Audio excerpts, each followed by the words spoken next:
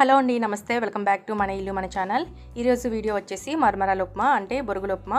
మనం అప్పటికప్పుడు బ్రేక్ఫాస్ట్ లేదా స్నాక్స్ ప్రిపేర్ చేయాలన్నప్పుడు ఇలా క్విక్గా ఈజీగా మరమరాలు ఉప్మా తయారు చేసుకోవచ్చు.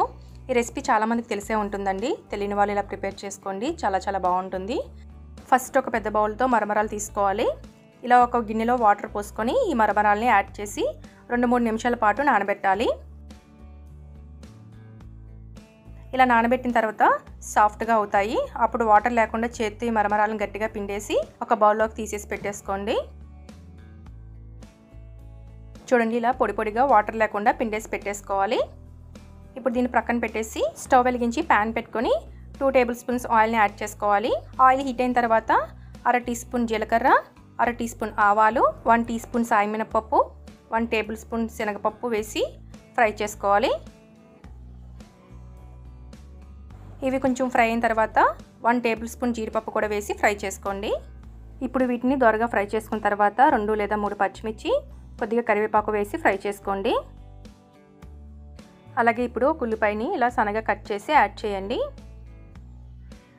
ఈ ఉల్లిపాయలు కొంచెం ఫ్రై అయిన తర్వాత 2 టమాటాలను కూడా సన్నగా కట్ చేసి యాడ్ చేసుకోవాలి.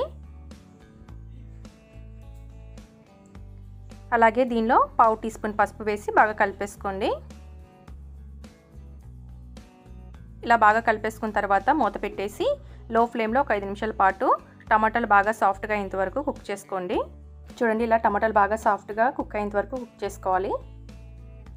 ఇలా కుక్ అయిన తర్వాత దీనిలో మరమరాలు యాడ్ చేసుకోండి. అలాగే ఇప్పుడు రుచికి సరిపడా సాల్ట్, కొద్దిగా కొత్తిమీర యాడ్ చేసి ఒకసారి బాగా కలిపేసుకోవాలి.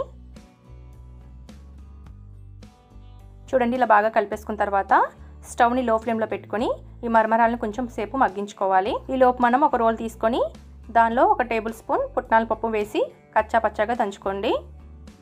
చూడండి, ఇలా దంచుకోవాలి. ఇలా దంచుకుని ఈ పౌడర్ని ఇప్పుడు మనం మరమరాల్లో వేసి బాగా కలిపేసుకోండి.